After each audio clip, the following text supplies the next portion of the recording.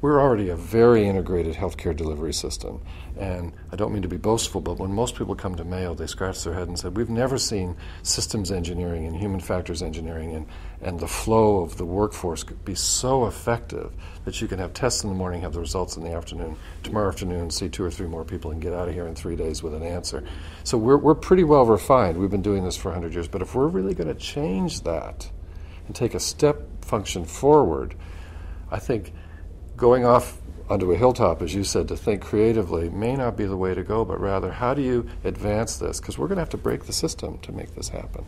Most of medical education, of course, is done in academic medical centers, and the focus of academia is to create new knowledge and advance the field. Thank goodness. We do a lot of that here. Wonderful institutions in this country and globally to do that, and we need that.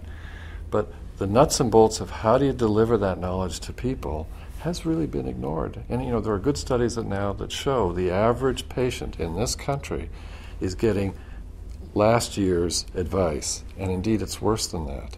Good studies from the Institute of Medicine have shown that a scientific discovery doesn't get translated into the practice for up to 12 years after that discovery was made.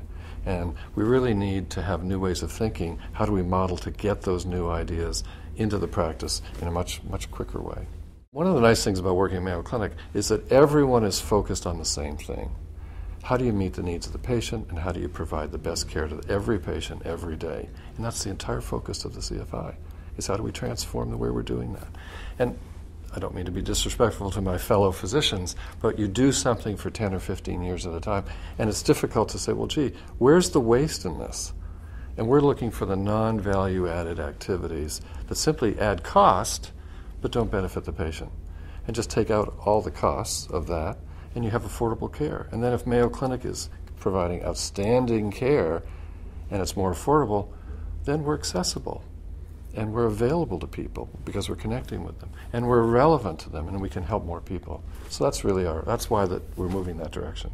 Mayo is a trusted voice in healthcare. It's a national treasure. It's one of the most trusted names in the business. We need to strengthen that to secure the future of the Mayo Clinic for our future patients. But it's also a business. It's a treasure, but it's a business. And I can tell you that physicians and allied health professionals don't always like to hear their organization talked about as a business. But the fact is, it is a business. And it needs to be run like a business, and it has to be successful. The difference between us and many of the for-profit businesses is that our mission is our business, and our mission is to provide care to patients. And then they relax. They say, oh, it's okay to be in a business because I am providing value to people.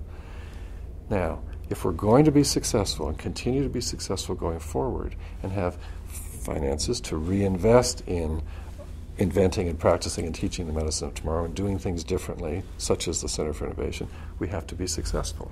And to do that, we have to do what? We have to create value.